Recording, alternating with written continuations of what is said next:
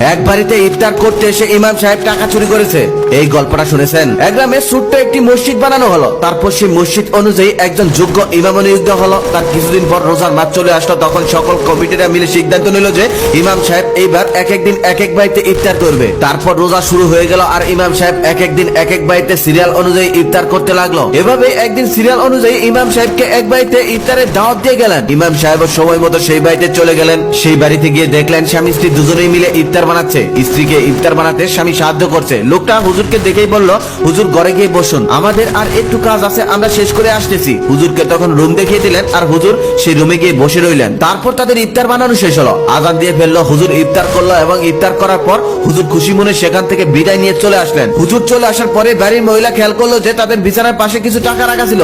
সেই টাকাগুলো এখন আর পাওয়া যাচ্ছে না। কিন্তু এই বাড়িতে হুজুর ছাড়া আজকে আর কেউ আসেওনি। অনেক খোঁজাখুঁজি করার পরেও টাকাটা আর পাওয়া গেল না। তারা ধরে নিল যে টাকাটা হুজুরই নিয়েছে। মসজিদের ইমাম সাহেব টাকা চুরি করেছে। এই কথাটা ভাবতেই তারা দুজনে অবাক হয়ে গেল। খুব স্বাভাবিক। এরপর থেকে তারা আর ইমাম সাহেবকে সম্মান দিতে পারছে না। লজ্জায় কাউকে বলতেও পারছে না। কি করে বলবে ইমাম সাহেব টাকা চুরি করেছে? এটা কি কাউকে বলা যায়? যে ইমাম সাহেবকে সবাই এত সম্মান করে, সবাই তার পিছনে নামাজ পড়ে, আর সেই ইমাম সাহেবই নাকি সামান্য কিছু টাকা লোভী সামলাতে পারলো না। এরপর থেকে সেই ভদ্রলোক সবসময় ইমাম সাহেবকে